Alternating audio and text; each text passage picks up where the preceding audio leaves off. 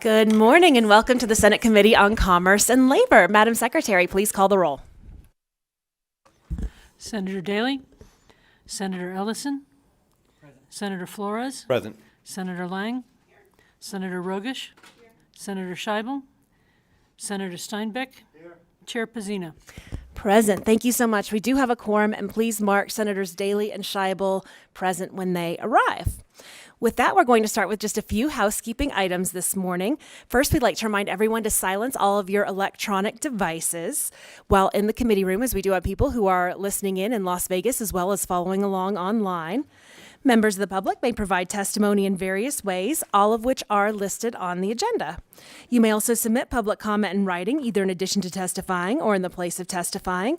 And if you wish to testify in person, please sign in at the table by the door and ensure that you get your business card to our committee secretary.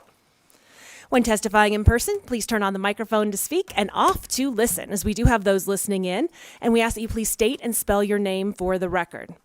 Anyone who'd like to receive electronic notifications of scheduled bills and access to the committee's meeting materials may do so by signing up on Nellis on the legislative website. Committee members will be using their laptops to view handouts and other exhibits. Please do not view this as a sign of disrespect or inattention. With that, we are going to move to our first agenda item of the day, and we have Marzola Monday in Commerce and Labor, and we're going to welcome Assembly Member and Chair of our Assembly Committee on Commerce and Labor, Assembly Member Marzola, to present on AB 142, revising provisions relating to industrial insurance.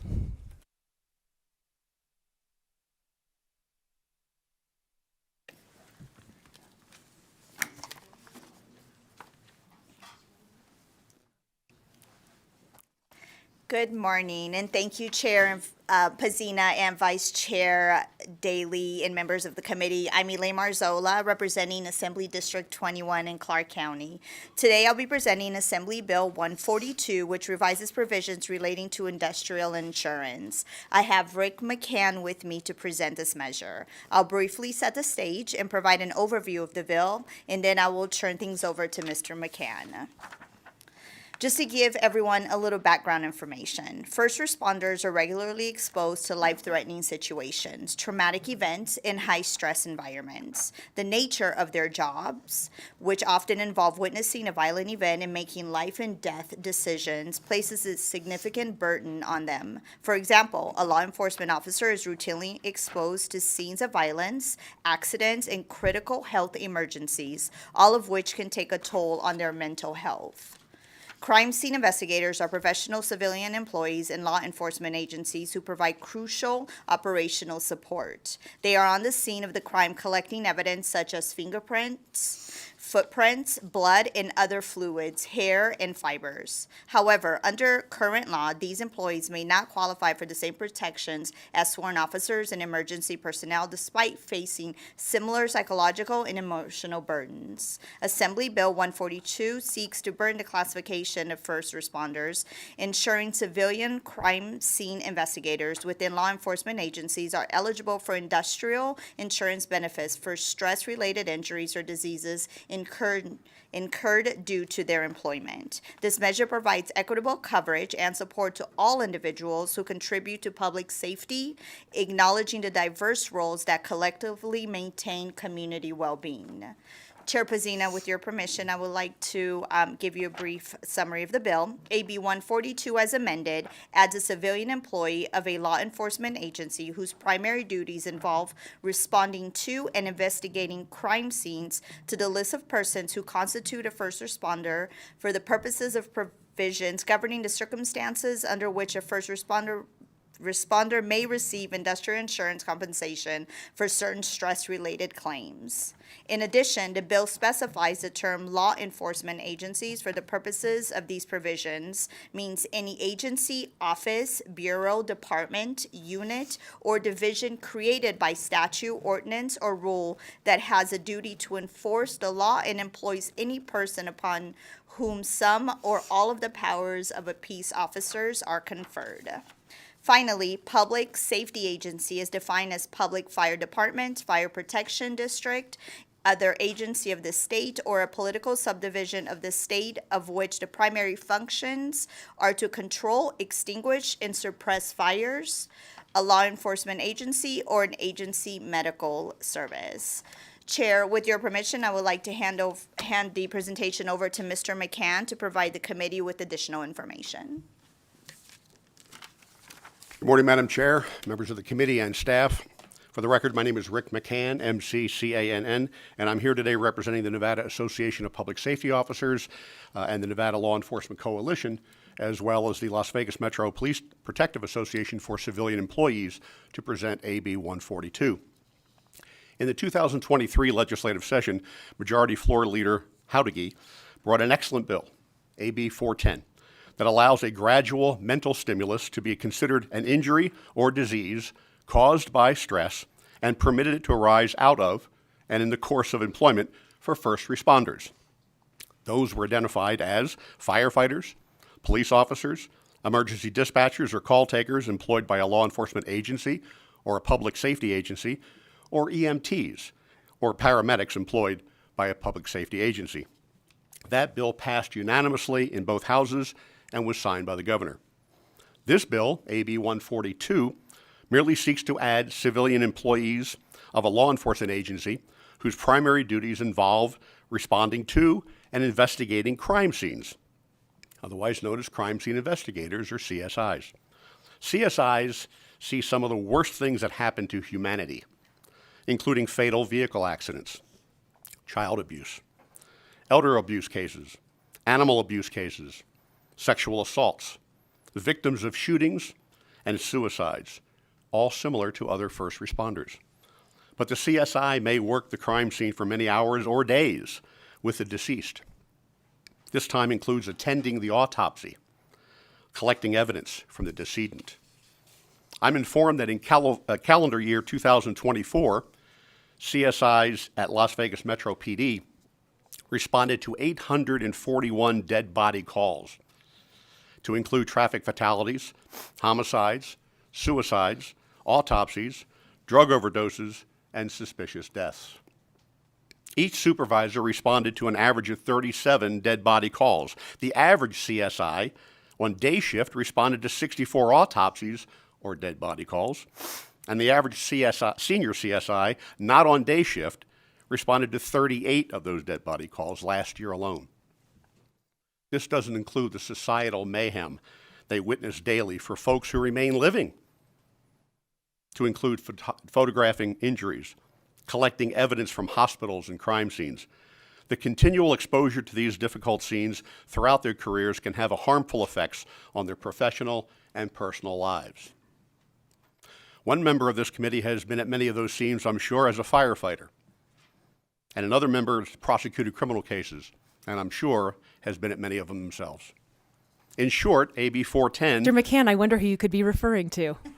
To my left, the committee's right, Steinbeck and Scheibel by name. Sorry, I didn't want to bring their names up. But. In short, AB 410 was a great bill in 2023 that protects our first responders with stress-related claims. This bill, AB 142, is also a great bill in 2025. It will similarly protect crime scene investigators who are vital to the criminal investigatory process and who experience the same and oftentimes more components of death and destruction than their first responder brethren. Respectfully, there are a few people in this building who can do what they do, see what they see, hear what they hear, smell what they smell, and touch what they touch. These people are heroes to me, and they need to be protected as such. For these reasons, we ask that you support AB 142. Thank you for the privilege of your time. Thank you so much. Are you both ready for questions? We are, Elaine Marzola for the record, we are, Chair. Wonderful. Do we have any questions from our aforementioned members or others on the committee? Senator Daley and then Senator Flores. Thank you, Madam Chair, and this is for probably Mr. McCann.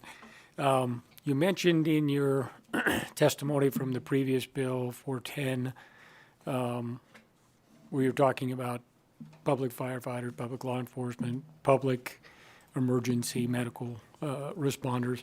So when I'm looking at this particular iteration, and I get to section 1, sub 8E. The first one, public safety agency means a public fire department.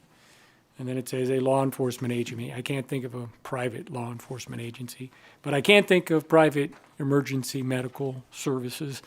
Are we intending to cover private emergency medical services? Or as your testimony said from the previous bill, that work for a public agency is how you phrased it, I believe. So is that our intent to cover private? Is it just need to be made clear? And if we have precise language, as I've said before, we should be precise. Rick, excuse me, Rick McCann for the record. Thank you for the question, Senator, through the chair. We are following. Thank you so much. You can go direct. Sure, thank you very much. We are following AB 410 and its intent to be public in that nature.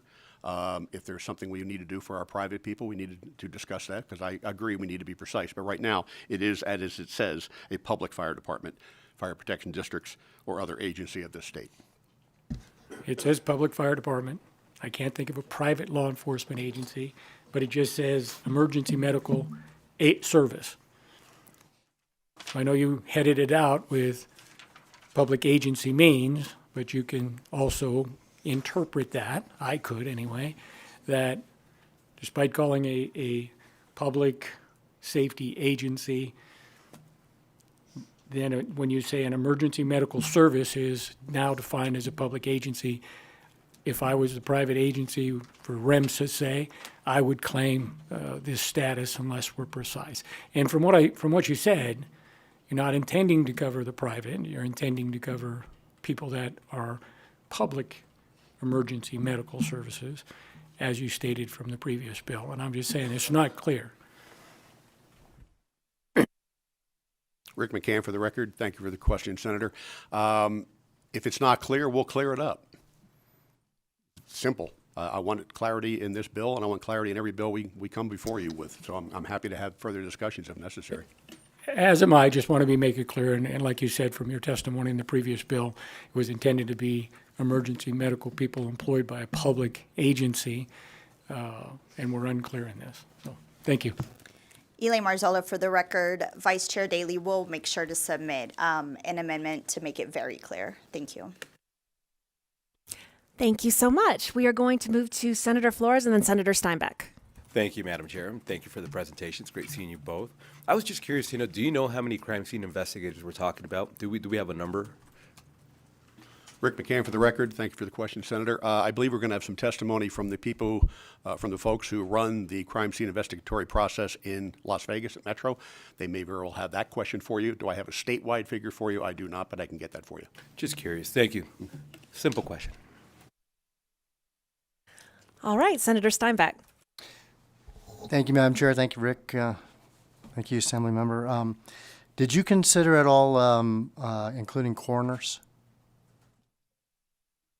Rick McCann for the record. In my humble opinion, Senator, they should be included. They should have been included, and they will be included. I've been asked by several people to create a bill for them next time, and we will. Yeah, they definitely get a lot of this, obviously, and that's a very stressful job as well. And I think a lot of times our coroners get left off of some of the services that are open to the rest of us. Rick McCann for the record. If we didn't know that before, we would have known it by 1 October.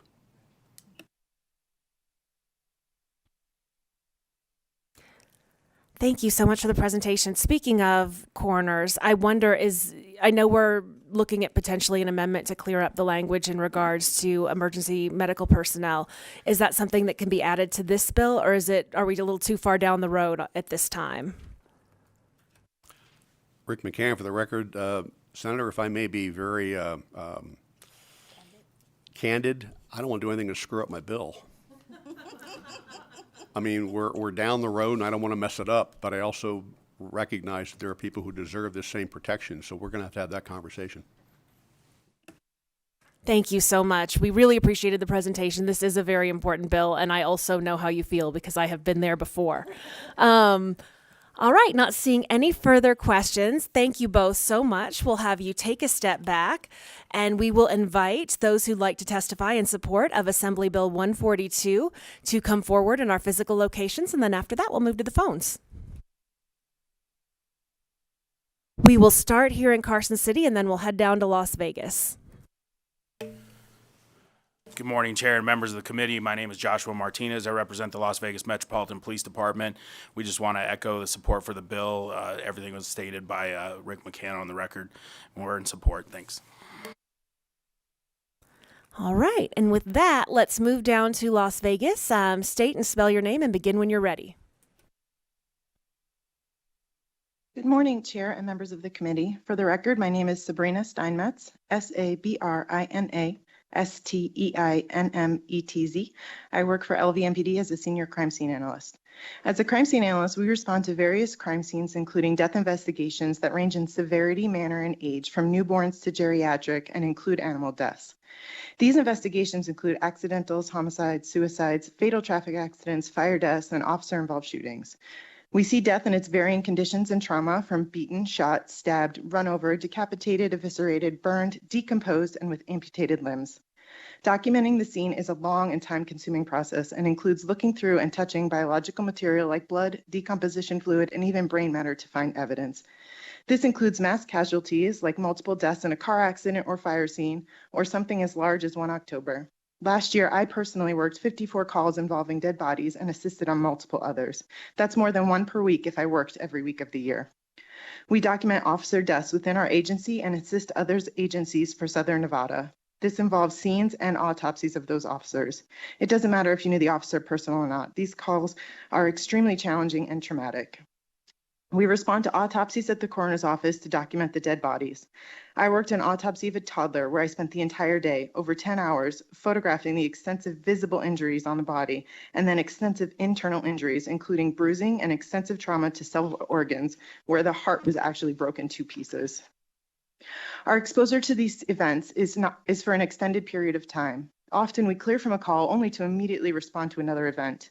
After we clear the scene, we have to handle items of evidence and recall images and notes to complete our work product. Then again, recall the information and photographs when preparing for court testimony weeks, months, and even years later. We repeatedly expose ourselves to these traumatic images and reports in order to do our jobs and properly and thoroughly. I love what I do being a CSA. I am proud and honored to work for LVMPD and to serve our community, but the job doesn't come without its physical, mental, and emotional challenges and sacrifices. Thank you for your time.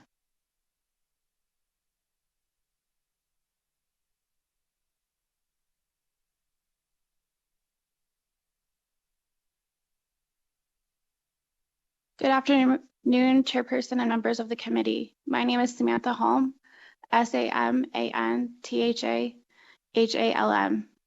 Why did I choose this career? I was a victim of a sexual assault when I was a child. The suspect lived a long, free life at his residence blocks away from me because there was insufficient evidence to convict him. I decided to be part of the solution and be the person to get the evidence and put people like that away. I've been a crime scene analyst for approximately 10 years, and I can tell you some horrific things. But words can never truly describe how it feels to hold a frozen 5-year-old boy with new and old injuries.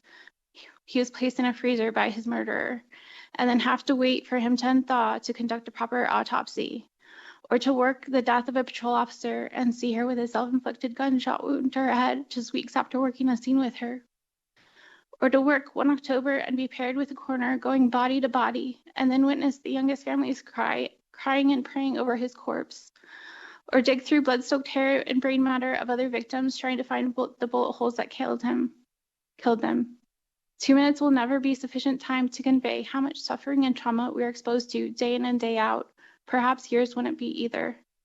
I've worked hundreds, if not thousands, of suicides, and it terrifies me that I relate to more and more throughout my career.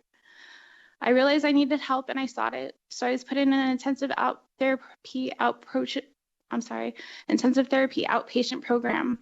When asked what I wanted out of the program, it came down to one word: hope. Being knee-deep in the worst of humanity and society does a number on mental health. Today, I'm hoping that you see that we need this. We need help, and we need you to do as I once did and become part of the solution. Thank you for your time. Thank you, and thank you for sharing your story with us.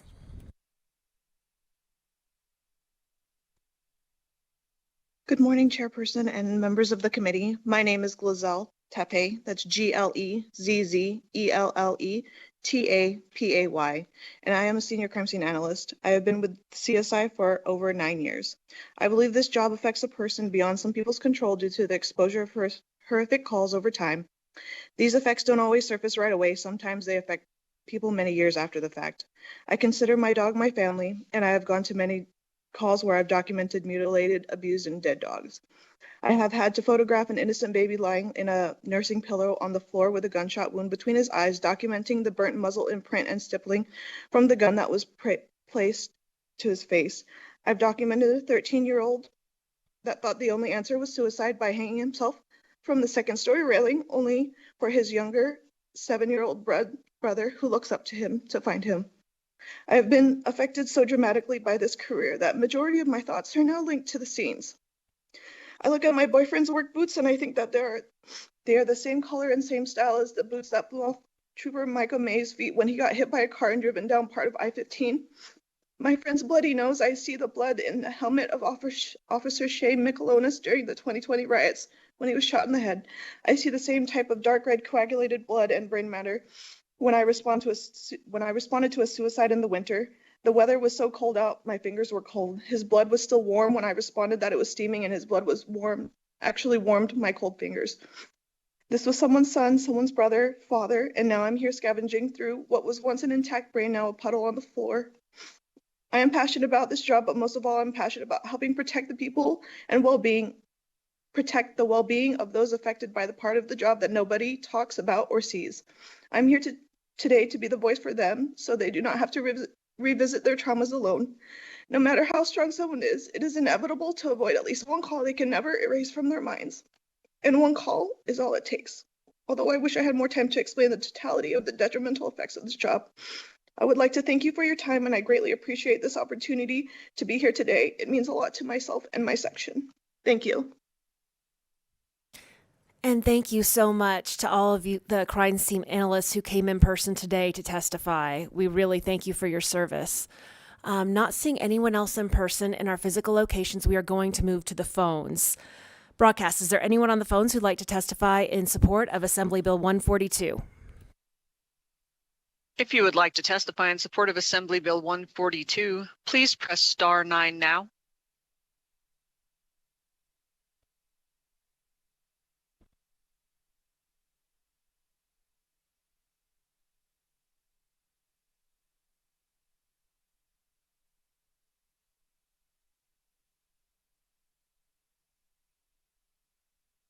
Caller, you are Good unmuted. morning, Please Madam. continue. Good morning, Madam Chair and Committee. My name is Bobby West, BOBBIEWEST. I am the Interim Vice President of the Las Vegas Police Protective Association Civilian Employees. After the compelling testimony you've just heard, I am asking for you to support this bill, and thank you for your time today.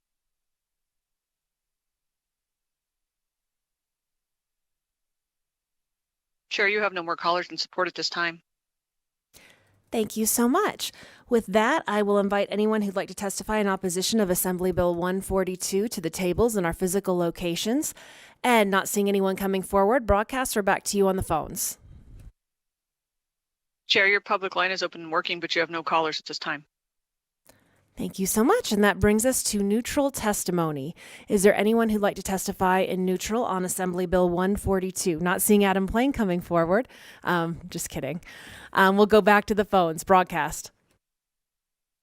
Chair, you have no additional callers at this time. Thank you so much. Would you like to make any closing statements? All right. Well, we thank you so much for presenting Assembly Bill 142, and we are going to go to the next item on our agenda. We are taking the bills a little bit out of order today. Assembly Bill 215 will be last on today's order. Our next bill is Assembly Bill 305, which limits the amount a provider of health care may charge for filling out certain forms associated with certain leaves of absences. And we welcome back for Marzola Monday, Assembly Member Marzola, as well as Ms. Ferrado.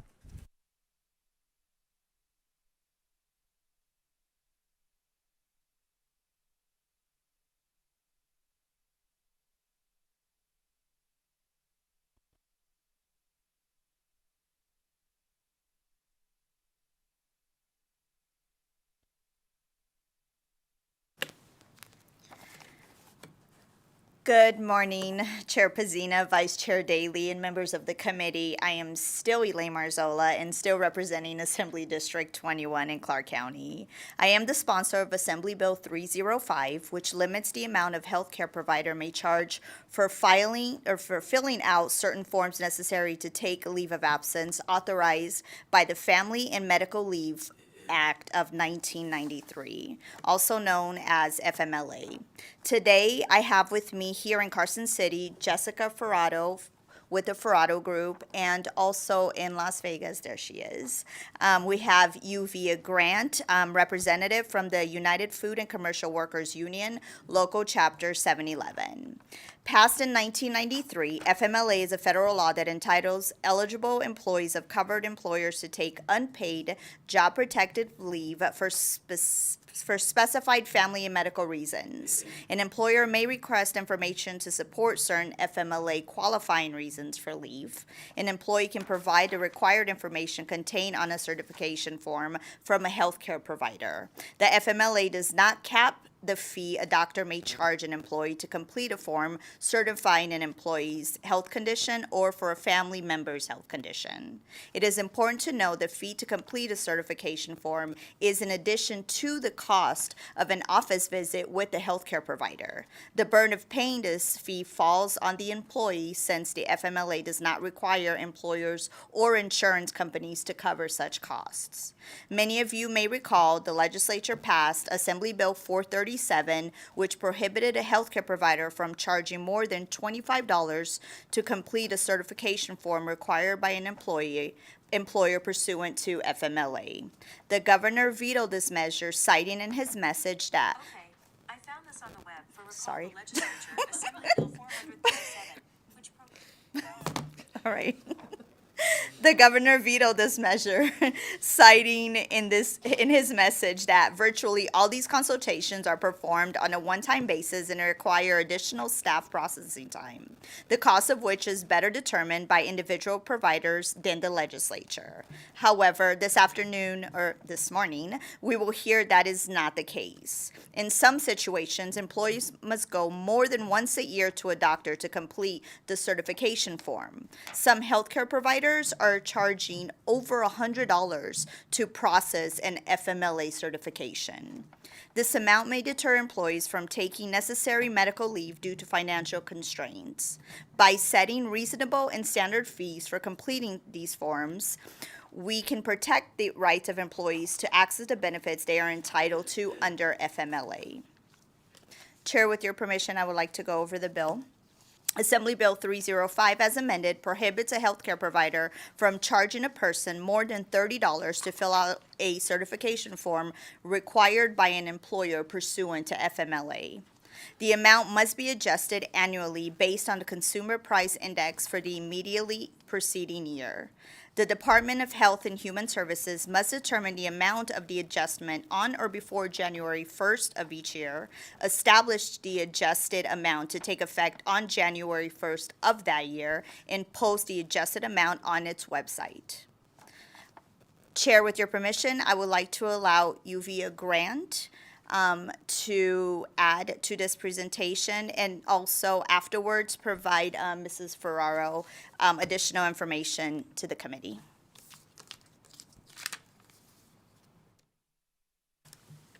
Thank you, Chair and members of the Senate Commerce and Labor Committee. My name is Uvia Grant, LLUVIA-GRANT, and I'm the union rep with UFCW Local 711. I'm here to testify in support of AB 305, which would place a $30 cap on FMLA certification fees. UFCW Local 711 represents over 7,000 workers throughout Nevada. Our members work in grocery stores, retail pharmacies, and cannabis cultivation facilities and dispensaries. UFCW Local 711 members were designated as essential workers during the pandemic and kept our communities fed throughout our state. This issue is important to all working families in the state of Nevada because at some point, everyone is going to need to take time away from work to care for themselves or a family member. The Family and Medical Leave Act is the nation's first and only federal law designed to help people meet the dual demands of work and family. The FMLA guarantees eligible employees up to 12 weeks of unpaid leave each year to care for a newborn, a newly adopted child, or a seriously ill family member, or to recover from their own serious health conditions, including pregnancy. America's workers have used the FMLA more than 315 million times to take time off when they need it most, without having to worry about losing their jobs or their health insurance. And an overwhelmingly majority of work sites, 92%, report no difficulty complying with FMLA. Labor and community leaders have all seen the signs and heard the stories of the continuing rise in cost of FMLA certification fees in our state. We have heard from members that some of these costs are upwards of $100. Working families should not have to continue to cover this cost while taking unpaid time off for family or medical leave. After all, they are already paid to see their healthcare provider and should not have to pay again for a form. The worker will be stepping out of the workforce under FMLA, and forcing them to bear this additional cost is wrong. Nevada legislators must act and provide consistency and lessen the financial burden for working families. I urge you to do that by supporting 305 today, AB 305 today. Thank you for your attention to this issue and for the opportunity to speak with you today.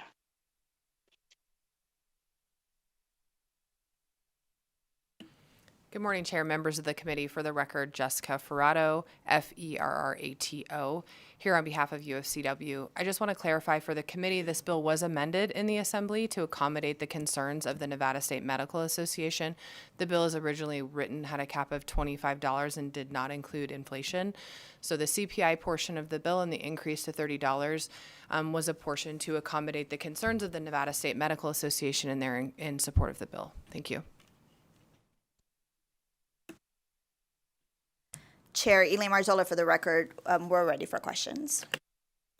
Thank you so much, and thank you for the presentation, and as well to Ms. Grant in Las Vegas for testifying today. And with that, we're going to go to questions, and we'll start with Senator Rogish and then go to Senator Ellison. Good morning, and thank you for bringing the bill. Could you tell me a little bit more about the certification, how extensive it is? Is it a packet of information that needs to be completed, or is it a couple of pages? Jessica Ferrato, for the record, Senator Rogic, through you, Chair, to Senator Rogic. You can go direct. Thank you. There's an example form uploaded online for you guys to review. The forms look different depending on the employer. They tend to be, on average, 1 to 2 pages, and the provider must provide sort of the medical reason why the person is taking leave and then some signatures. But we have we have a form online for you to review. Thank you. I think the confusion was that it was copyrighted, so we can't pull it. But if you could email that to us afterwards, that would be wonderful, and thank you so much. And with that, we will go to Senator Ellison.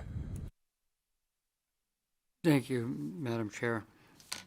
I've never heard that you had to pay for this, for something you're paying for to begin with. How long has this been in the process? This is the first time I ever heard that you had to pay to fill out an application. So I apologize. Thank you for the question, Senator Elaine Marzola. For the record, it's been going on for quite a few years. I couldn't give you an exact date. I had a constituent reach out to me to let me know that her treating physician wanted to charge her $120 to fill out her FMLA form, and it needed to be in cash. And so this is, a treating physician. This is a single mom of 3, and so it was definitely a hardship. And so when I was approached to carry this bill, I was very excited about it, because then you start hearing everything else that's going on in the community. So this is not I find this doctor, can you fill out this form? I'm sure that does happen, but majority of the time, these are treating physicians. Thank you, Madam Chair. I was just kind of shocked. I just figured that was something that was already in your medical, charges when you go to the doctor. And so, anyway, I agree with you. Thank you. Yeah. Thank you, and I agree too. I supported the bill last session. Senator Scheibel. Thank you. I think this is more of a comment than a question, but Senator Ellison's question kind of made me think that if there is this, there are bad actors out there who are basically allowing people just to buy these medical forms by paying a fee and then signing off on the need for FMLA when they're not a treating physician. It also seems like by reducing the amount that they're able to make by doing that, you would probably eliminate or at least significantly decrease the likelihood of that happening.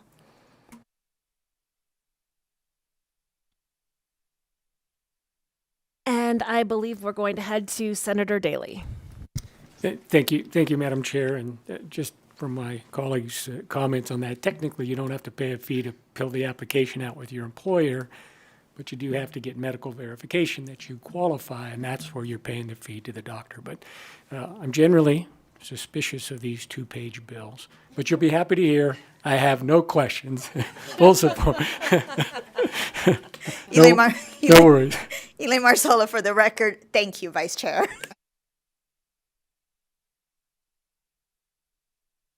All right, seeing no further questions, we thank you so much for the presentation, and we thank Vice Chair Daley for his comment. And with that, we will move to testimony in support of Assembly Bill 305. We'll start in our physical locations, and then we will move to the phones. And we'll start in Carson City. Good morning, Chair and members of the committee. For the record, my name is Susie Martinez, and I am the Executive Secretary Treasurer of the Nevada State AFL-CIO. And on behalf of over 120 unions and 150,000 members, we are in full support of this bill. I do take care of my mother. She's 87 years old, so I take her to many, many doctor's appointments. I did see one currently where it was $150 to get the form filled out. And I will tell you, when I had my previous job, I actually had FMLA. And it was I would go see my doctor. I would actually print the form out from the website that the corporation had, and I would take it to my doctor. But he already had all of my medical information. So it was just a 2-second thing. He'd just fill it out, 2 seconds, and then we just send it off. So it's really quite simple. And I was already there seeing him. He had all my records, so it was very convenient. So it really surprises me when I see some of these doctors that charge up to $150 when it's just another form of upselling. And, you know, again, this is going to impact families when you're already not having to work, right? You're having to take this FMLA. You're not getting paid. So you might have to take a week, 2 weeks, 4 weeks, maybe just a day. But again, to have to pay this fee, it's absorbent. So I appreciate the sponsors for this bill, and we are in full support. Thank you very much. For the record, my name is Mark Ellis. I'm the president of Communication Workers of America, Local 9413. I first got made aware of this going on maybe 4 or 5 years ago when my members, sometimes they were even having to schedule a separate appointment, so they'd have to pay that fee to get the paperwork signed, to pay, and I've heard between $40 to $150, depending on where you go. So if you've got to miss work and then pay fees to go visit the doctor again so you could walk in and have the front desk hand you a piece of paper, something's got to give because people are losing money hand over fist on this. We fully support this bill. Ryan Beeman, representing the professional firefighters in Nevada. We're in full support of AB 305. Just to add a couple other things that weren't mentioned, it is like a 4-page form that you fill out when you go to the doctor's office. But a lot of times, too, you have to recognize a lot of people are also on intermittent family medical leave, so you have to go back. Your employer requires you to go back, and every time there needs to be an update, so you're paying that fee every time on like an intermittent instead of just the whole 12 weeks. So we're in full support. Morning, excuse me. Morning, Madam Chair, members of the committee and staff. Rick McCann, MCCANN, now representing NAPSO, Nevada Association of Public Safety Officers, the Nevada Law Enforcement Coalition, Teamsters Local 14, Teamsters Local 986. I could go on. We are fully in support of this bill, AB 305. Thank you. Thank you so much, Mr. McCann. And we are going to move to Las Vegas. Begin when you're ready. Please state and spell your name for the record, and thank you. Good morning, Chair, members of the Senate Commerce and Labor Committee. For the record, my name is Wendy, Wendy Cardenas, Cardenas. I am a union member of USCW 711. I strongly urge your support for AB 305. Thank you. Good morning, Chair Pazina, Vice Chair Daley, and members of the Senate Commerce and Labor Committee. My name is Jacqueline Nguyen, NGUYEN, and I represent Nevada State Medical Association. NSMA strongly supports helping patients complete the necessary paperwork for FMLA leave, and our physicians will continue to assist patients as needed. We'd like to thank Assemblymember Marzola and other stakeholders for collaborating with us to address concerns related to the bill's impact on operating costs for small physician practices, and therefore today we're in support of AB 305. Thank you so much. Good morning, Chair and Senate, sorry, and members of the committee. My name is Dion Klug, Dionneklug. I am a member of UFCW Local 711, and I strongly urge you to support AB 305. Thank you.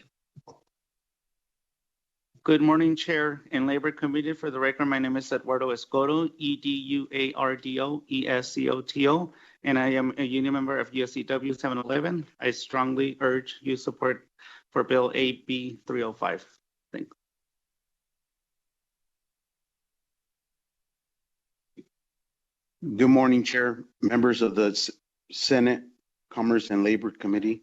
My name is Ruben Perez, and that's RUBEN PEREZ, and I'm a union member and union representative of UFCW Local 711. I strongly urge your support for AB 305.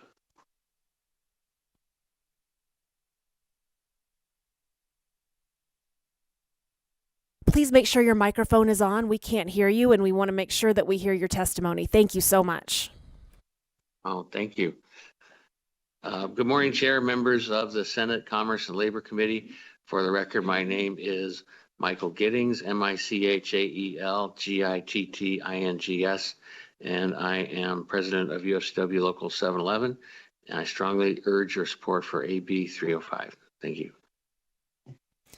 Thank you, Mr. Giddings, and thank you, everyone, for being here today and caring enough about AB 305 to come testify for us. With that broadcast, we're going to head to the phones. Is there anyone who'd like to testify on the phones in support of Assembly Bill 305? If you would like to testify in support of AB 305, please press star 9 now to take your place in the queue.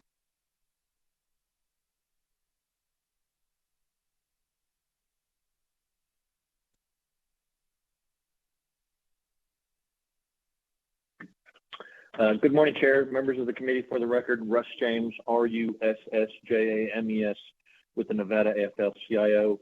I am fully in support of AB 305, and I urge the committee to support it as well. Thank you.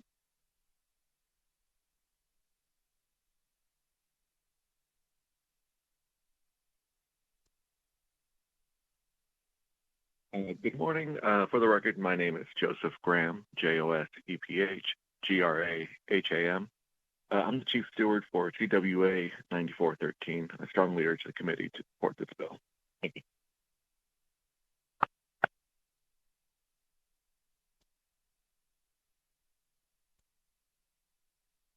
Good morning, Chair and members of the committee. My name is Paul Caffa, that's PAULCATHA, representing the Culinary Workers Union Local 226.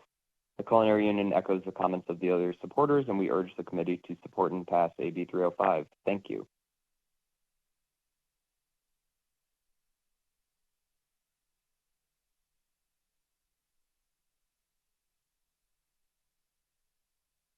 Good morning, Madam Chair, members of the committee. For the record, my name is Liz Sorensen. That's LIZSORENSON.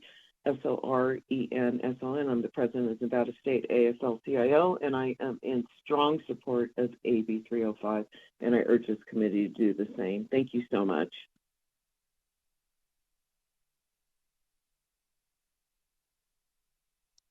Chair, you have no more callers in support at this time. Thank you so much, and thank you to the callers for joining us today. And with that, we are going to move to testimony in opposition of Assembly Bill 305. And not seeing anyone coming to the table in our physical locations, we are going to move back to the phone lines broadcast. Back to you. Do we have anyone on the phone lines who'd like to testify in opposition of AB 305? Chair, your public line is open and working, but you have no additional callers at this time. Thank you, and that brings us to neutral. Would anyone like to testify in neutral of AB 305? Not seeing anyone, we're going to head back to you, broadcast. Anyone on the phones to testify in neutral for Assembly Bill 305? Chair, you have no callers at this time.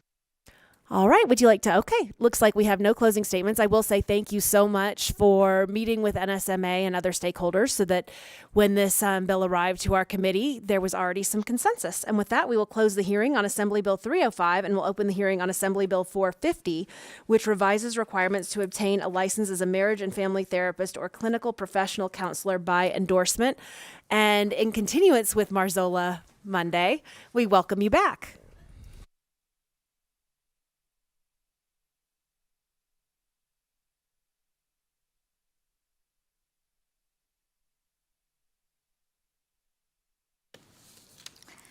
Good morning again. Thank you, Chair Pazina, Vice Chair Daly, for hearing all of my three bills today. Again, I'm Elaine Marzola, representing Assembly District 21. I am here to present Assembly Bill 450, which revises requirements to obtain a license as a marriage and family therapist or clinical professional counselor by endorsement. Bobby Arnott with R&R Partners is joining me here today in Carson City, and we should have Patricia Burton with American Association of Marriage and Family Therapy. There she is, joining us over Zoom. We continue to experience a shortage of mental health professionals in Nevada, especially in our rural and underserved areas. In addition, as our population continues to rapidly grow, especially in our urban areas like Las Vegas, so does the demand for mental health services. However, the number of providers have not kept the pace. The shortage has significant impacts on individuals' access to care, often leading to delays in treatment and increased wait times. To help alleviate this shortage, in 2015, the legislature authorized a board of examiners for marriage and family therapists and clinical professional counselors to allow these professionals to obtain a license by endorsement to practice in Nevada if they met certain requirements. Since that time, it has absolutely reduced barriers to obtain a license, yet you will hear from Mr. Arnott and Ms. Burton that the current process should be streamlined to encourage more licensed professionals to relocate to our state. Chair Pazina, with your permission, I would like to pass it to Ms. Barton and then Mr. Arnott to go over the bill.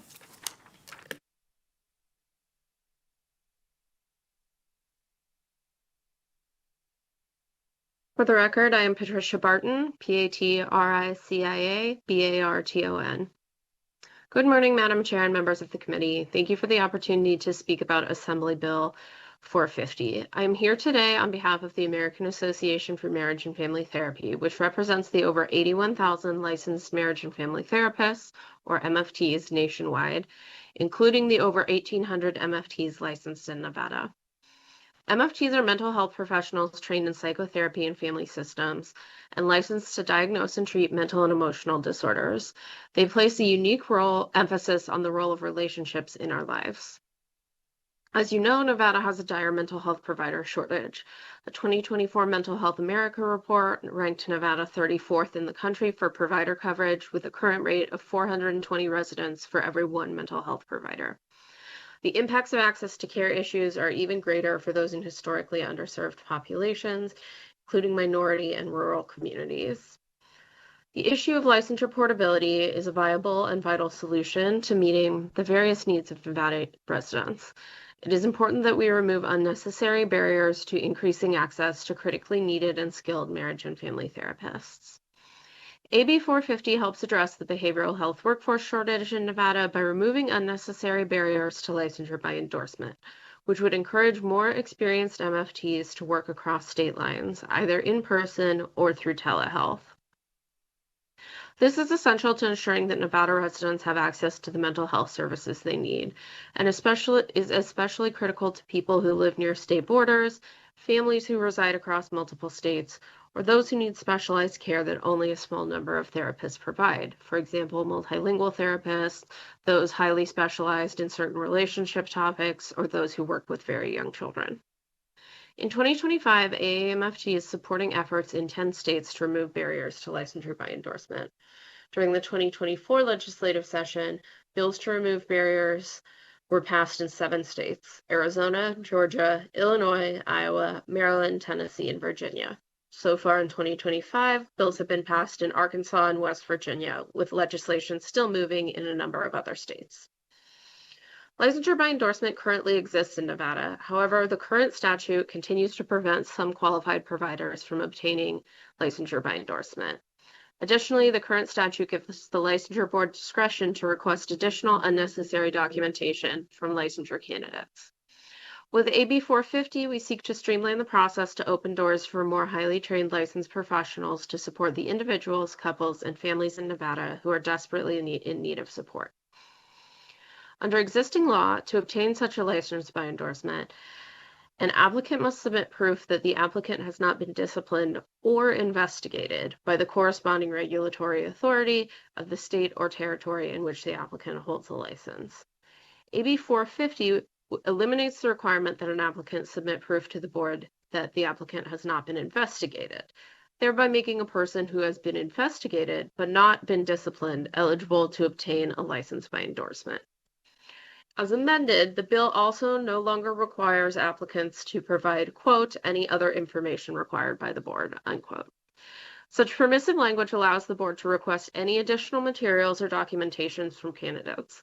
The vagueness of the language can lead to significantly different interpretations of what information should be required, depending on who is on the licensure board at any given time. It is possible to pursue licensure portability across the country because MFT licensure standards are extremely similar across all 50 states. All states license MFTs. All MFTs must have at least a master's degree. There is a national accrediting organization that establishes educational and clinical supervision for MFT education programs, the Commission on Accreditation for Marriage and Family Therapy Education, or COAMFT.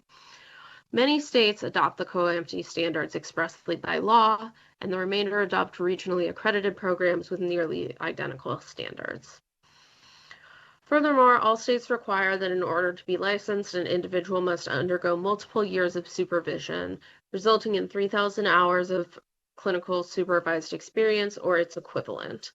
The MFT profession in particular places a premium on requiring specific hours of experience to working directly with clients. Finally, all states require that in order to be licensed, an individual must pass the same national marriage and family therapy licensing exam administered by the Association of Marital and Family Therapy Regulatory Boards. With the exception of California, which has a state-administered exam that is considered as rigorous as the national exam. California is also currently in the process of transitioning to the national exam. Additionally, under AB 450, MFTs will still need to meet rigorous requirements to practice in Nevada if they are coming from another state. They must be in good standing in another state, meaning that there cannot be any disciplinary acts related to competency, standard of care, or ethics violations. The Nevada board will retain the sole authority and responsibility for discipline related to clinical practice in Nevada, since the practitioner will hold a full Nevada license. Recipients of licensure by endorsement will also be required to complete any continuing education requirements that are set by the Nevada board. Applicants will also pay full Nevada licensure fees, making this a no-cost measure for the state. In conclusion, the proposed legislation will increase access to quality mental health professionals in Nevada while protecting the high quality of care for residents. Thank you to the committee for your time and consideration of this important piece of legislation.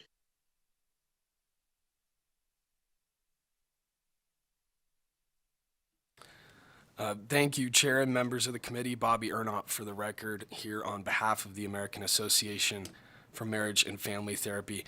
Ms. Barton covered some of the language in the bill, but I will just reiterate. AB 450 makes revisions to NRS 641A.242, the section of NRS that governs the issuance of licenses by endorsement for marriage and family therapists and clinical professional counselors. Under current law, the Board of Examiners for Marriage and Family Therapists and Clinical Professional Counselors is authorized but not required to issue a license by endorsement to an applicant who meets certain qualifications. Section 1 of AB 450 amends subsection 1 of NRS 641A.242 to require the board to issue a license by endorsement if the applicant satisfies the requirements. Additionally, AB 450 amends subsection 2 by removing two conditions currently imposed on applicants. First, it eliminates the requirement that an applicant demonstrate they have never been investigated by the licensing authority in another jurisdiction. Under the bill, an applicant must still show they have not been disciplined, but simply having been investigated would no longer disqualify them. Second, it removes the requirement for applicants to submit any other information required by the board, thereby narrowing the documentation burden to what is defined in statute. This bill retains important safeguards, such as requiring a background check and proof of an unrestricted license, while streamlining the process for qualified professionals seeking to practice in Nevada. With that, Chair, I'll stand ready for any questions the committee may have. All right. Thank you so much for the presentation. And do we have any questions from the committee? Senator Daly. Thank you, Madam Chair. And technical question, maybe it's one for legal, I'm not sure. So I don't have any problem with the may to shall. I don't have any questions or concerns with eliminating the part on investigations. But maybe it just needs to, it seems to me that it kind of goes circular when you remove the last part, any other information required by the board.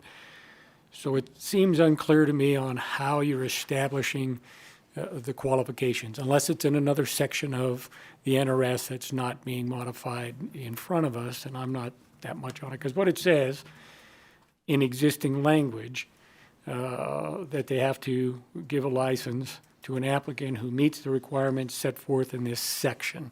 So I'm not sure if it's just this section 242 or if it's the entire section 220 to 285.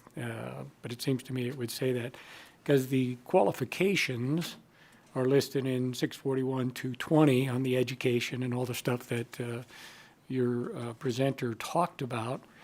So I'm just curious how it works now, and with this language change, I think the other information required by the board would have covered, hey, show me your qualifications. Do you have, just because you have a license, was it comparable to what Nevada has? But now it seems a little more circular, because then when you drop down to 2, existing language again, satisfies the requirement of subsection 1, and subsection 1 just says that you put in an applicant meeting the requirements of this section. So you would only, to me, have to meet the 4 things that are A, 1, 2, 3, then B, C, and D. So I'm not sure where you get to the qualifications part of it. And I'm much happier with a reciprocity or this endorsement than another word which we shall not say. So how does it work now? How do they do the qualifications? And I'll give this example on where I'm coming from. Obviously, when we do this by reciprocity, we say, hey, yes, you have a license in the other state. Was your training comparable or at least close or satisfying the board with other information provided that you have the same credentials? And I know the lady down south said virtually they're all the same. But I do know in other areas, and I'll go to an app, a totally different thing. People have come here in Nevada and trying to say that for concealed carry permits in Nevada that we should just automatically recognize every other state if they gave a concealed carry permit. In Nevada, John, never mind. In Nevada, you have to go through training. You have to pass a target test. Other states, zero zip nada. You just walk in and say, give me one, and that's it. So we won't recognize those states because they don't have comparable training. And I know your presenter down south said they do that comparable training. It just seems to be, like I said, unclear how they're going to get that with the removal of that last part. Thank you for the question, Vice Chair Daly. Elaine Marzola, for the record. Ms. Barton, would you like to answer? Yes, thank you for the question. I'd be happy to take it. Patricia Barton for the record. So when it comes to the application itself and verifying those things, with the licensure by endorsement model that we're promoting, it is a very kind of true endorsement model. You come in with your license from another state, Arizona, let's say, and everything has already, there has been primary source verification on all of those items by the other state. So they have verified transcripts to confirm that you did receive a master's degree in marriage and family therapy or a related field. They have confirmed your supervised experience, which I said it earlier, it's 3,000 hours or the equivalent. So what that means is that every state writes their law a little bit differently. Some require 2 years of clinical supervised experience. Some require 3,000 total hours of clinical supervised experience, and some require 1,500 direct client contact hours of clinical supervised experience. Those three are, for the most part, equivalent when you look at how it plays out in the ground. On the ground, it takes folks about 2 years to complete 3,000 total hours or 1,500 direct client contact hours. So those, that form has also been primary source verified by the other state. The education has, the exam results have been sent directly to the other state. So our model is, based on this idea that if the other state has verified all of those things, doing primary source verification on them again is duplicative work, which is costing the state money and staff. If they have a license in good standing in another state, that should be enough. Just wanted to make sure you said virtually all of them are the same, and you're sort of saying, so the license presented, regardless of what the other state may require, if it's less than ours, you're still going to give them the license by endorsement. So are all of them the same? And when you say that we do that, we're just saying we're going to take it for granted. You have the license, that you're good to go. Where in the provisions here does it say that you're actually going to verify that? That's what I'm not seeing. The verification of other states' license? Yes, verification that the training in the other state meet the same requirements as our state. And that, to me, that would have been potentially other information required by the board, that you would say, what are the standards in order to get licensed in the other state, and then you can compare them and match with ours. Seems to me that would be pretty simple to do. But I'm just saying, where is that requirement? Because the way it's written now, it just kind of goes in a loop, is the applicant who meets the requirements set forth in this section. There are no requirements in this section, 641A, 242, that says you have to meet those qualifications. Nothing in here that says that. Chair, Bobby Ernott for the record. Senator, there are, national qualifications that play into whether or not you have your license in whatever jurisdiction you are in, and then coming to Nevada to practice. For what is required here, you need a valid and unrestricted license. You need to show that you've not been disciplined or investigated. You need to show that you've not been civilly or criminally liable for malpractice. You need to have a set of fingerprints for the FBI to do a background check, affidavit of accuracy, fees. I'm imagining it's assuming that you have a valid and unrestricted license in another state. You're meeting these national standards that Ms. Barton is referring to. And I understand that you're making that assumption. And to me, that could have been other information required if we're going to get rid of that. Shouldn't we say that instead of just meeting those things that you said, and I can read, I read that part, right? That they meet the requirements. And to the example that I gave before, if there is a state that has less, just having the license from another state may or may not satisfy what we're looking for in Nevada. I'm not trying to put up barriers. I think the bill is good. But we also want to make sure the reason we have licensing in our state is to protect the public and make sure that people that get licensed in this state have the qualifications that are otherwise required for anybody else in the state. And I'm not seeing any language speaking to the requirements being at least relatively equal, other than they got the license. And that doesn't totally satisfy it, I don't believe. Bobby or not, for the record. Yeah, please. Patricia Barton for the record. Just to reemphasize one thing, all states require for licensure that you have a master's degree or PhD. That is true across every single state for marriage and family therapists. They also require that you take the national exam or the California exam, which, as I mentioned, California is moving to the national exam, so that will be slightly less complicated. So those in the future. So those two aspects of qualification are completely uniform across all 50 states. Where things might be a little bit different is when it comes to supervised clinical experience. However, all states require that as part of the process.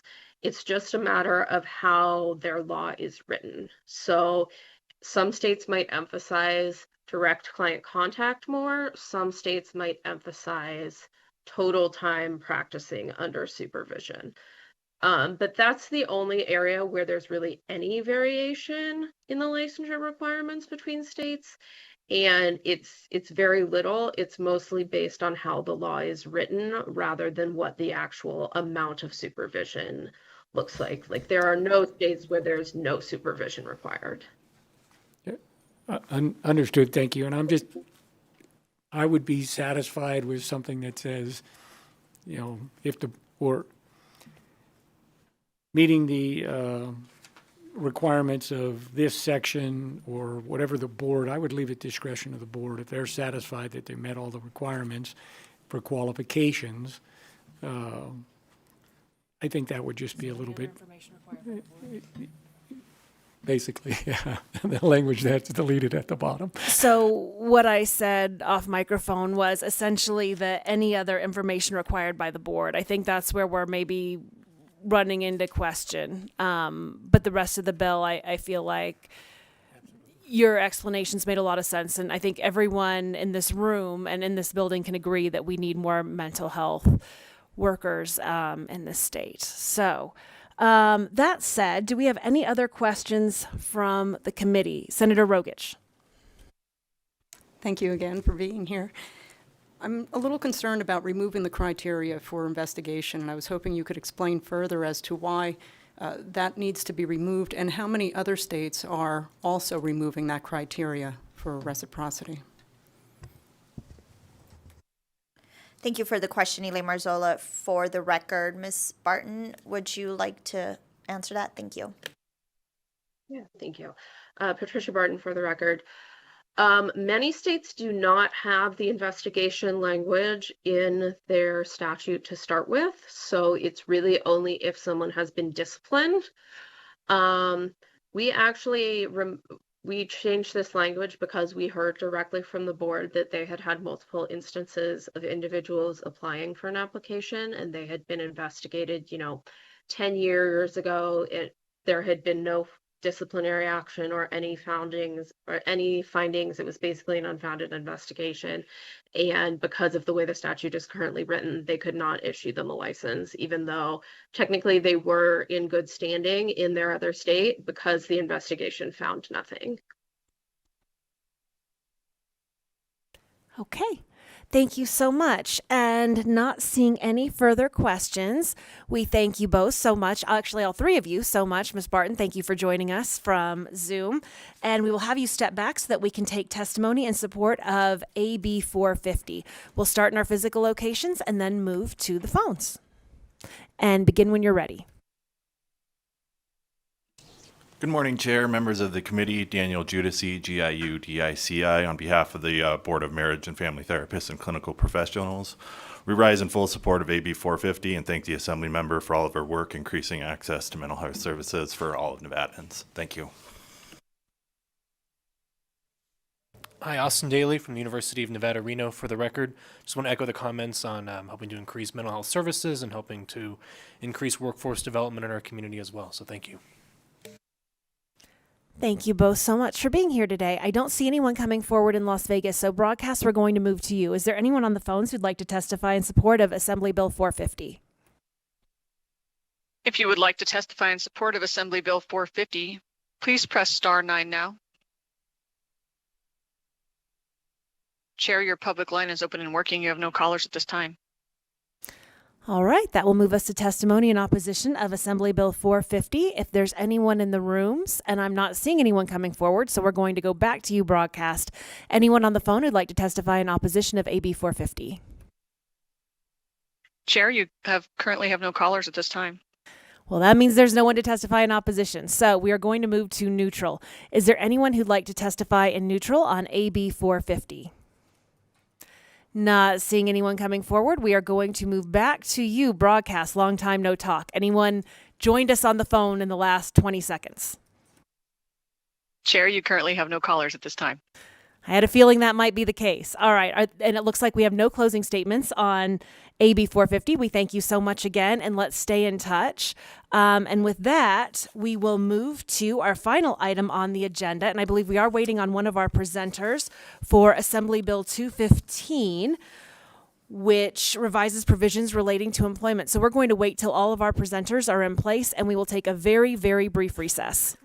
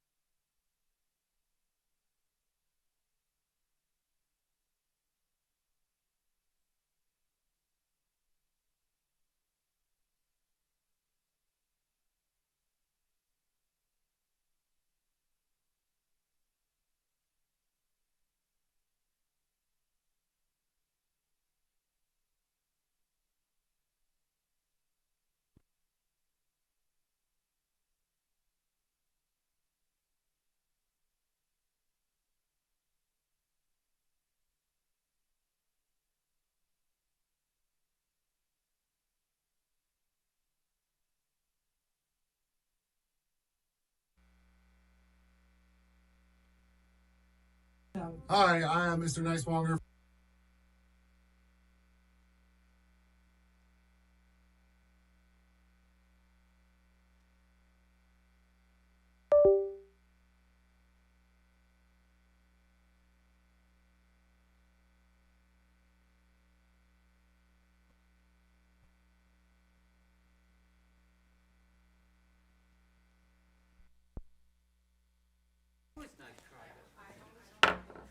Thank you so much for allowing us a brief opportunity to recess, and we are going to call our last item on the bill hearing agenda, portion of the agenda, which is Assembly Bill 215, revising provisions relating to employment, and we would love to welcome up our presenters, Assembly members Monroe Marino, Hibbets, and Moore, which makes it a Marzola, Monroe Moreno, and Moore Monday. Sorry, Hibbets, your name just doesn't work with that. Welcome up.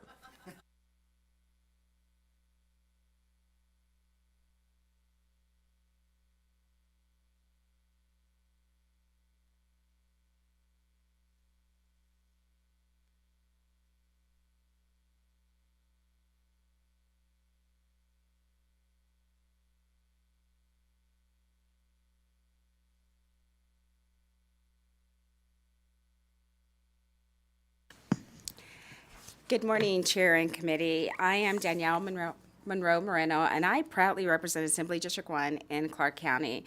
And I'm happy to be one of the sponsors for Assembly Bill 215, which revises provisions relating to the employment of children. Joining me here today are my co-sponsors, Assembly Member Moore and Hibbets, as well as the students who were able to testify with us on the Assembly side because they were on spring break. Tegan Clark and Carissa Murdoch, and their teacher, who is amazing and works with Assemblymember Hibbets and I throughout the year, engaging his students. Before I go any further, since the students couldn't be here, they did a video. If we can go to the video first and then come back to us, with your permission. Absolutely.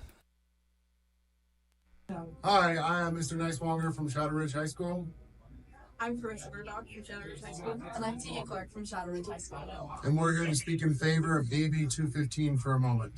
I still see in my class on a regular basis, almost every single day, students who are being taken advantage of by their employers, working them late at night on a school night. They come to school unable to perform their basic academic duties. They're sleeping in class. They're unable to focus properly, and they're unable to do their work in class because their employers are taking advantage of them and using them unfairly without any labor protections. I would like to speak in support because I was that student. I worked since freshman year, and all of the time I worked really late, and I was falling asleep in class and got behind on my work and started to have mental problems from it. So, yeah. I'm also in support of the bill. Just for driving home late at night is unsafe, and then waking up late is also unsafe, and then speeding to school. So. And it really does have an effect on our students here, with Nevada's the only state in the country that doesn't have guardrails protecting our young people from having to work late at night on a school night. So please vote in favor of AB 215.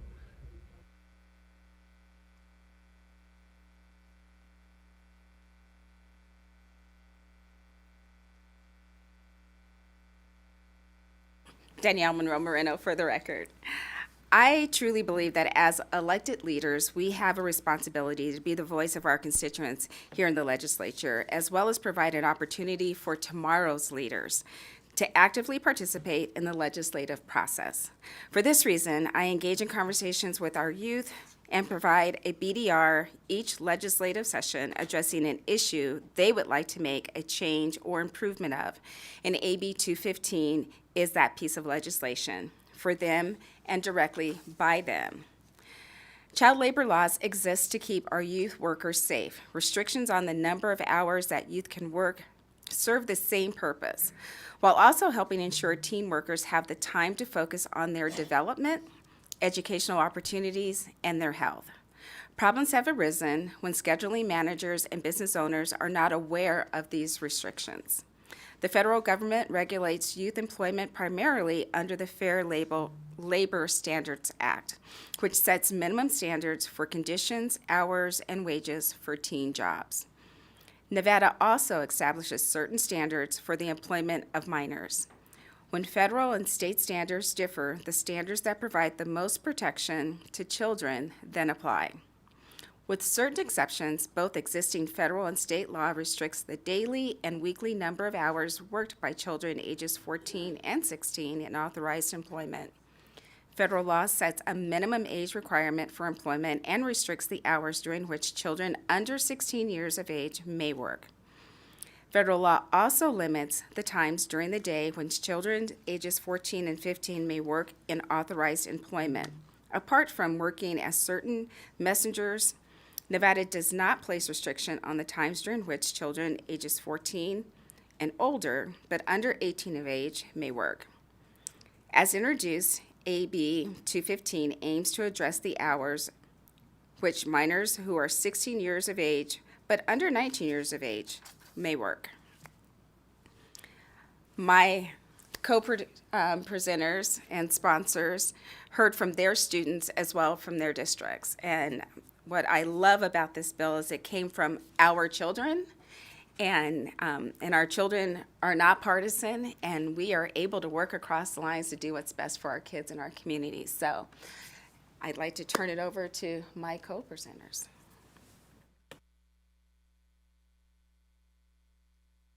Thank you, Chair. Brian Hibbets, Assembly District 13 for the record. You're probably wondering why I'm sitting at this table and how I got here. Assembly member, it's really just that your name doesn't start with an M this morning. And just kidding. Please proceed and thank you. We're happy to see you here. I'll have an amendment to change my name. So during the interim, Assemblymember Monroe Moreno and myself were at Shadow Ridge High School because we share the constituency of the students. It's roughly 50-50 between her district and mine of the students that go there. And we were talking to a group of their government classes, and they were asking us what it is that we do, how we do it, what are we going to work on for the next session, and that's when we stopped and said, what do you want us to work on for the next session? And this issue was the issue they wanted us to work on. So we came up with a plan, and during the interim, after the election, Assemblymember Moore had run a similar bill, and we decided to lump everything together and just come up with one. And I'll let Assemblymember Moore tell you about what her side of the bill was. But I just wanted you to know how it is that we got here and how we all decided to sit at this table together and work for our children. Thank you. Assemblymember Cynthia Moore, for the record, CINTHIAMOORE, and I represent Assembly District 11, which is the fancy part of Senate District 2. I believe as representatives that we are elected to be the voice of our constituents, and when I was running for my election, I was contacted by one of my constituents. He's a high school teacher at one of the high schools in East Las Vegas, which is where I live. And he was telling me that he was concerned that many of his students are falling asleep in class. They're failing. They're not passing their test and their tests, and they're failing out of high school because they've been working till 2, 3 o'clock in the morning to these jobs that are minimum wage. And he looked it up. There was really no guardrails protecting our children. And I had an opportunity to go speak to his class, and sure enough, I heard stories from the students directly, and they also wanted this bill.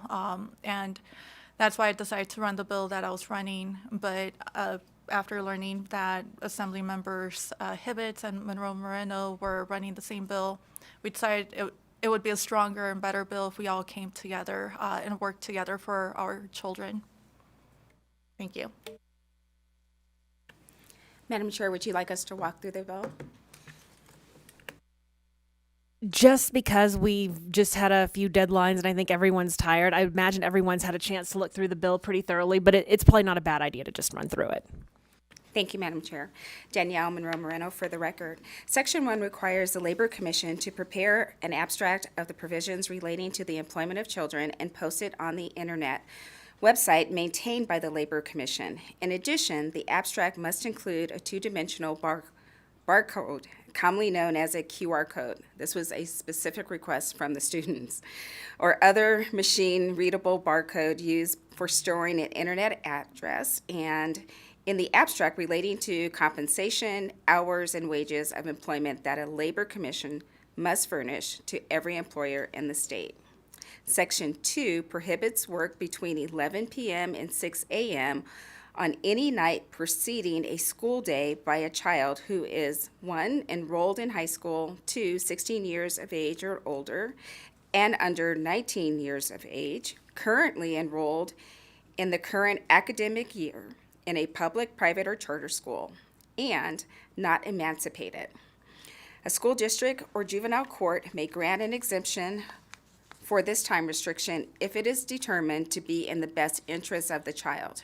However, a performer in the motion picture production, stage production, or theatrical performance, or work on a farm, lifeguard at a pool, or as an employee at an arcade is exempt from this provision. And it's a short bill, and that is it. And the three of us will stand for questions. Thank you so much for the presentation, and thank you so much for working together on this. Assemblymember Hibbets will accept your amendment for McHibbets or Mibbets.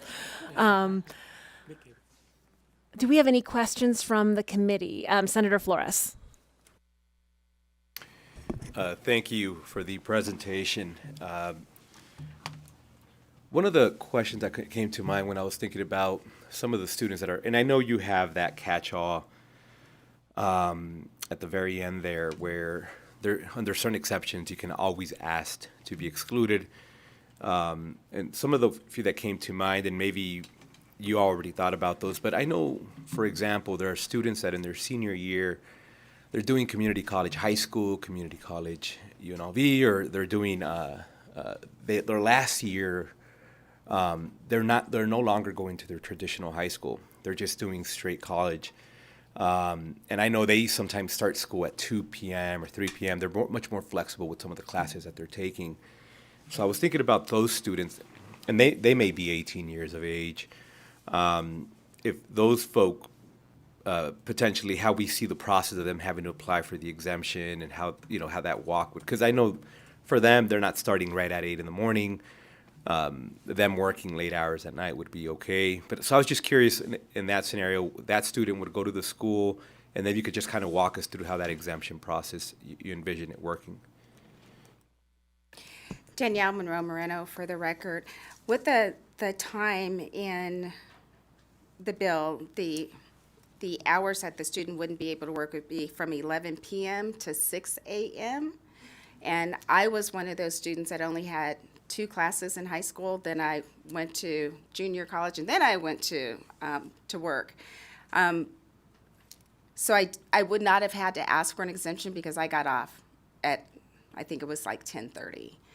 If a student and their parents feel that their work schedule would accommodate that student's need to work if it was necessary, then during regulations of this bill, that could be addressed of what that process would be. We did not specifically address it in the bill. That's something that we felt that should be done during regulations.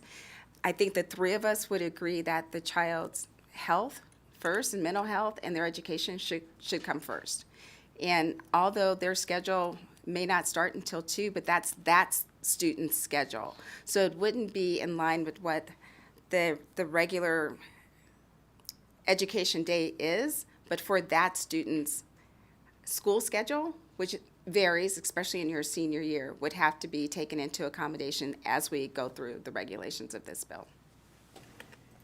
And then the only other question, which I'm assuming, and I know some of us were having that conversation on, when somebody's age 18, how we're kind of trying to,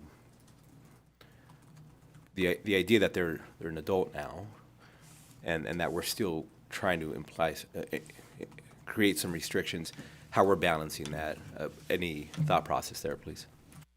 Danielle Monroe Moreno, and I'll allow my co-presenters to also comment on this.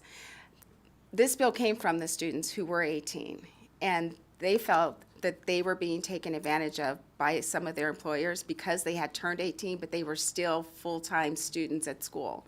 And they wanted to make sure they got their education because they want to go to college. So one of the students that you saw on the screen, she was asked to clock out on her regular time, but then her employer was extending her off the clock because she had turned 18. She didn't want to do that, but she felt she didn't have a choice, but she had to do it because she was still a high school student. So their ask for us was for those students that were still in high school, past 18, that this bill applied to them. And I know it's a touchy subject because we say they're an adult at 18, but they also fall under other guidelines between that cushion. I graduated at 17, but I went to school with some people who turned 19 during their senior year. They asked for this as a protection for them because them and a number of their friends fell into that not happy medium, but that just kind of bucket, yeah. So this was a request that they had. A number of their students at the presentation that we did expressed the same concern, and they weren't telling their parents, and the parents didn't know how to intervene even if they did tell their parents, so they asked for this. And lastly, and this is more of a comment, I worked during high school as well, and for sure had those. I worked at a restaurant, and we stayed out late. And sometimes we did stay a little past closing time because, by the time you clear the room out and you're back there doing dishes or whatever it is. So I'm having, and I respectfully get what you're saying because I know that students are getting taken advantage of, and I'm trying to balance that with the notion that I know in our family there's just the expectation. I started, and my family was in middle school. I went to Orr, but we had to work. There was no option of not working. If you wanted new pants or a shirt, you went out there and you worked. That's just the way it worked in my family. So I'm trying to balance that, and I'm super respectful of this. And I also believe that most students are working right after school. I don't know how many are being forced to work those crazy late hours. And if any time, maybe you went past 11 a little bit just after the restaurant closed. So I see where you're coming from, and I do appreciate that. Cynthia Moore for the record. I completely understand where you're coming from, especially coming from an immigrant family growing up in East Las Vegas. My very first job was when I was 14, and I worked in that indoor swap meet on Eastern and Owens. And I totally get it. Sometimes the expectation within our families is that we have to contribute. However, we need to also support our students to make sure that they're not stuck in that cycle where they're making minimum wage and they're not able to seek the opportunities that they may have in the future, and will also help bring the family upward. The other thing is that I wanted to point out, and I don't know how many folks are aware, in Nevada we have a young driver's law. For those that are 18 and under, they're not allowed to be on the road after midnight. So that's also the reasoning why we came to the 11 o'clock, is to allow for that little cushion for them to be able to get home safely. Please go ahead. Thank you. Brian Hibbets for the record. Just to address Senator Flora's concern about the 18-year-olds being considered adults, but then also not considered adults and maybe considered adults, there is actually precedence for this specifically within CCSD, where if you are 18 years old but you were enrolled in high school, you are not allowed to sign off on your own forms. You still have to have parental signatures unless you're emancipated. And this is, in my vision, this is just going along with that same type of mentality of, hey, this person, yes, they are an adult, and believe me, I believe that once somebody turns 18, they can sign up for the military and sacrifice their life for this country, so why shouldn't they have all the same rights and responsibilities? In this particular instance, I think this is something that we need to offer them this protection of, hey, just because you're 18 doesn't mean that your employer can make you work until 2 a.m. because you have to be at school at 7 a.m. And that's where the thought process came from, sir. Cynthia Moore for the record. I also wanted to add that this restriction of the hours only applies when they're during the school year. I believe Senator Steinbeck had a question. Thank you, Madam Chair. Thank you all three for bringing this bill forward. I appreciate it, and the response to the students' needs. I think we're all probably relating back to our own personal experiences, working late, going to school after a few hours of sleep, and but I definitely see some of the cycles that you're trying to break here. And I was just curious about the exceptions, why you chose those industries of lifeguard, arcade, some of the exceptions that you have here.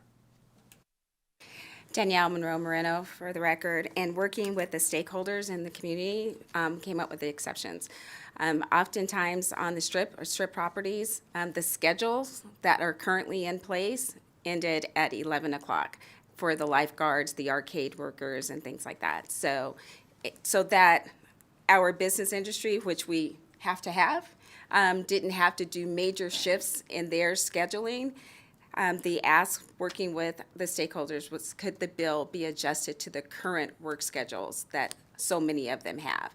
And so many of our kids during the summer, during the school year, work as lifeguards. They're in those arcades, or they're performing in shows. So that's why a number of the exceptions were there.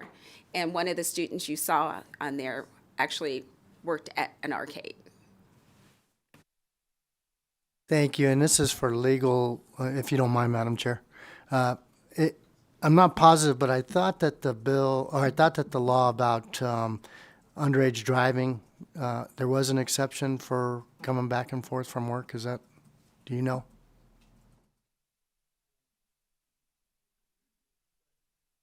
Thank you. Thank you. Legal's going to look into that, and they will let the committee know. All right. Actually, Senator Daley, then Senator Ellison. Thank you, Madam Chair, and thank you for the explanations and presentations on some of the stuff. I had similar questions and still some comments on the 19 thing.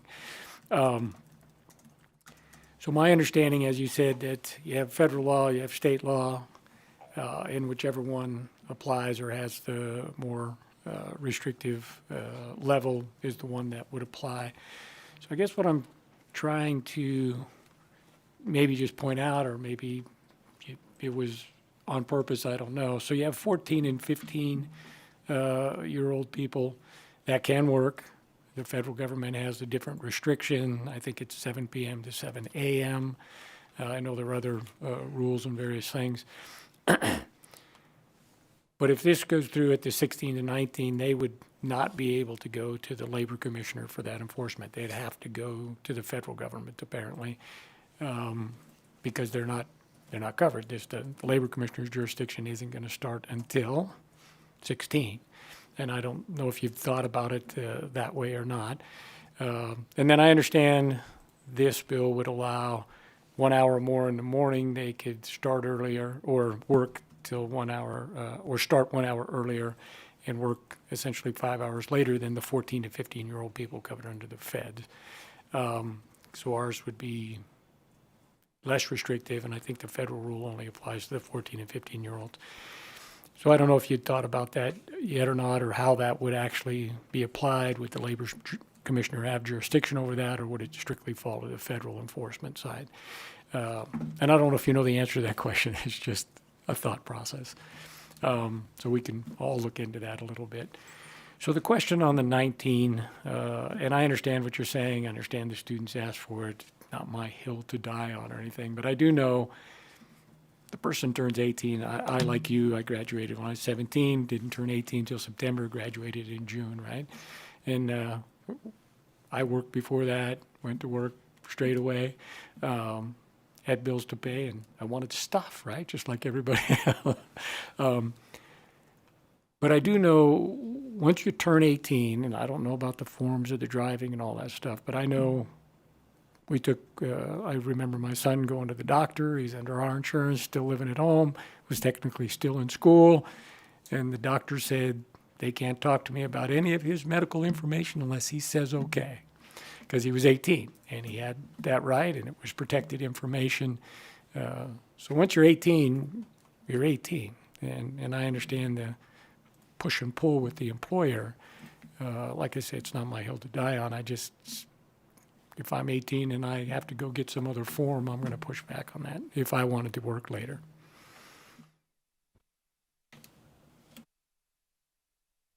Was there a comment there, or a question? Just a comment? Not really a question. I just don't know how you square that with, I think it's NRS 129.010 that says 18 is the lawful age. So you're saying, well, we're putting this restriction on you. I says, but I'm 18. I can do what I want. And another statute says I'm of lawful age. I don't have to get your permissions. I'm of lawful age. End of story. That's what I would say. And I don't know how you wrestle those two, or if there's legal precedent to say this law doesn't count.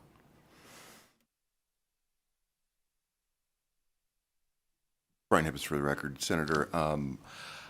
Again, I completely understand the once you turn 18, you're 18 thing. And I'm not a lawyer, but I believe that this would be a question better answered by the judicial branch or our own internal counsel, which is going to refer to the judicial branch.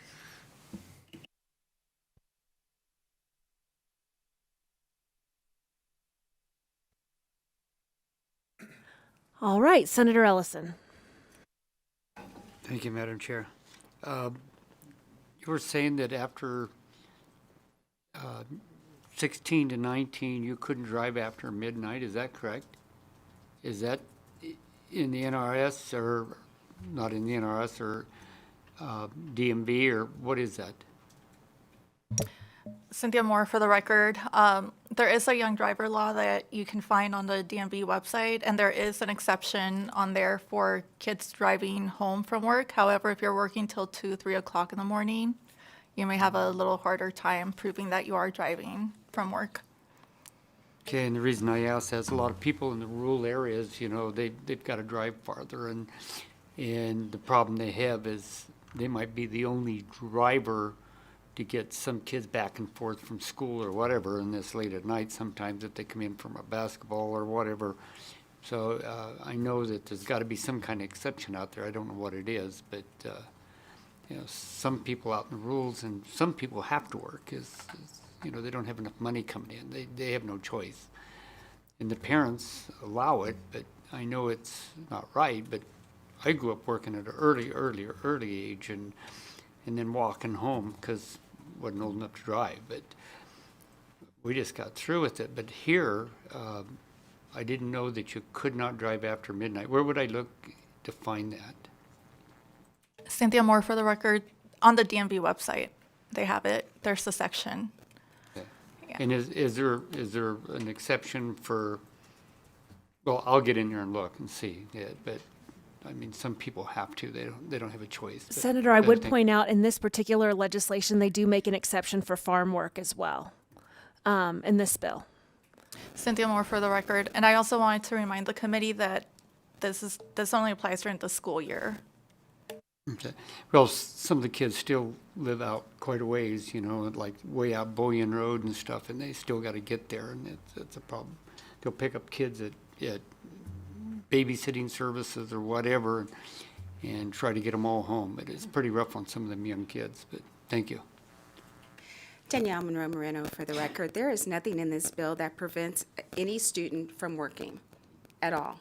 I started working when I was 14 years old for choice, not because I had to help support my family, but I wanted to work. I started working at 14 years old. It says that between the hours of 11 p.m. and 6 a.m., there is accommodations for driving back and forth to get to and from work. But Senator, I have to disagree with you. I don't think any child should be working at 2 a.m. or 3 a.m. in the morning. I babysat. I never babysat at 2 a.m. or 3 a.m. My mom would have had a fit if someone kept me there that late. And if I did have to babysit late, then I spent the night at the house that I was babysitting for. There is an exception, as the chair mentioned, for children who are employed in the farming industry. But to get up and get on the road at 5:30 to go to work in the summer, fine.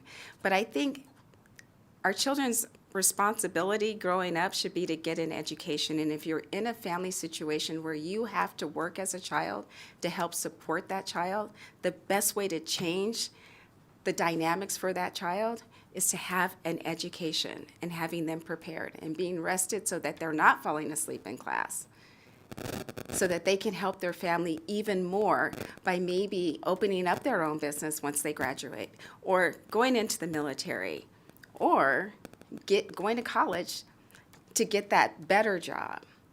But this came from the students. We have a responsibility to be their voice, to listen to them, but to also say that their job as kids is to be a kid. And then next is to get that job. And you oftentimes work while you're in high school to buy the pants, to go on vacation, to go to the prom, or to help support your family. But between the hours of 11 and 6 a.m., maybe that's the time where you should regroup, refresh, give your mind and body a break to get up and start that process all over the next day. Yep, we have a follow-up from Senator Ellison.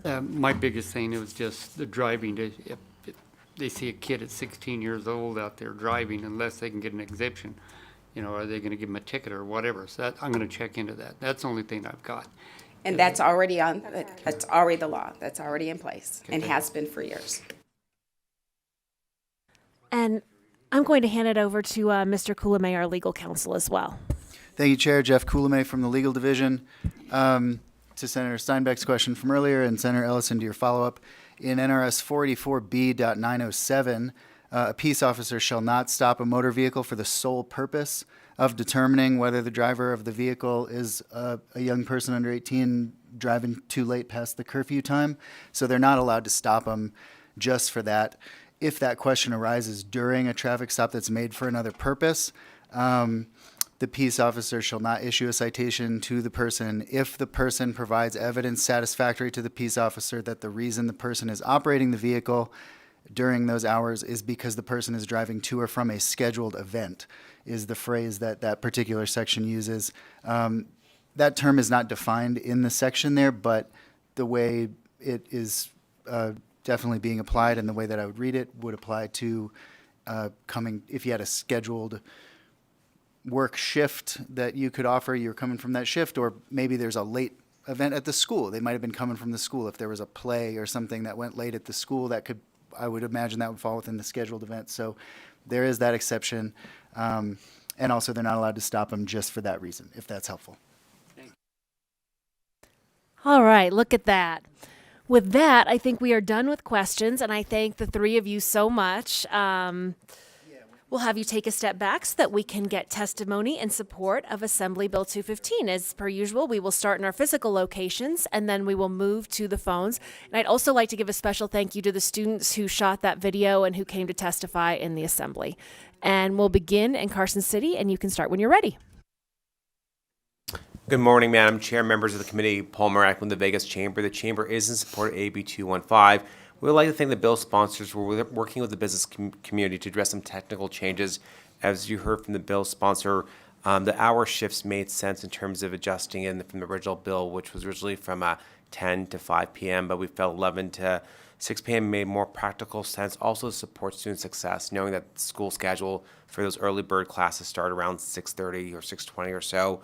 The Chamber really appreciates her working with us. We, as many of you know, this organization is committed to student success, and we felt this bill overlays with that goal, and we appreciate her work and the other bill sponsors' efforts as well. So that's why we're in support today. Thank you, Madam Chair and members of the committee. Thank you, Chair Pazina, committee members, Misty Grimmer, representing the Nevada Resort Association.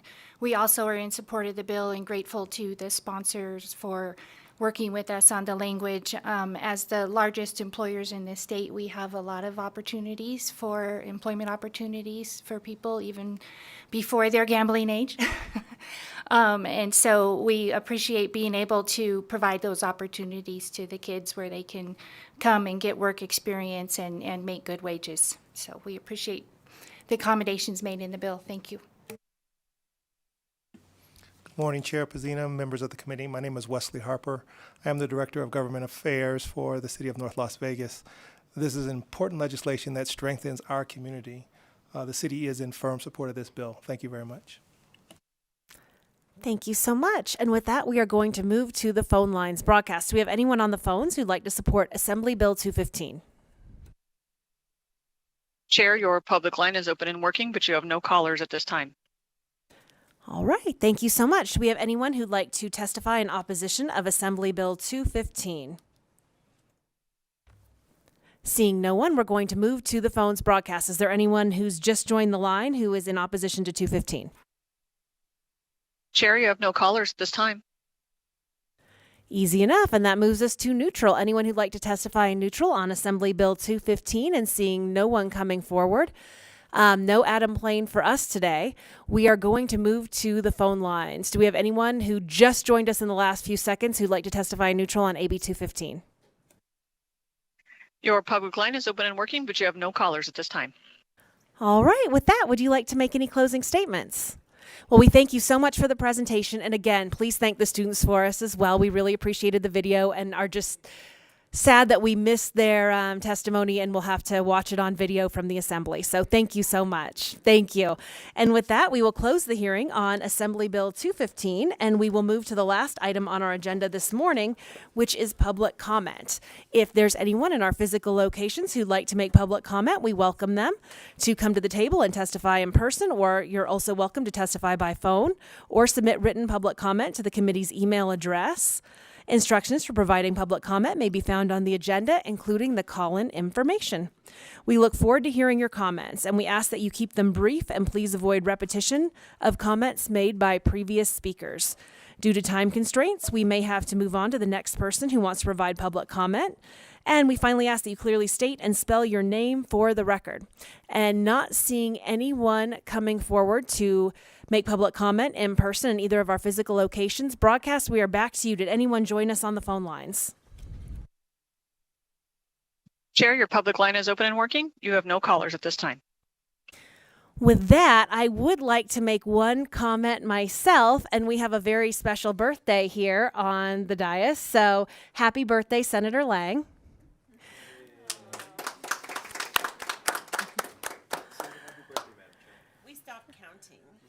And with that, we look forward to seeing everyone on Wednesday, April the 30th at 8 a.m. for our next meeting. And we are adjourned with happy birthday wishes.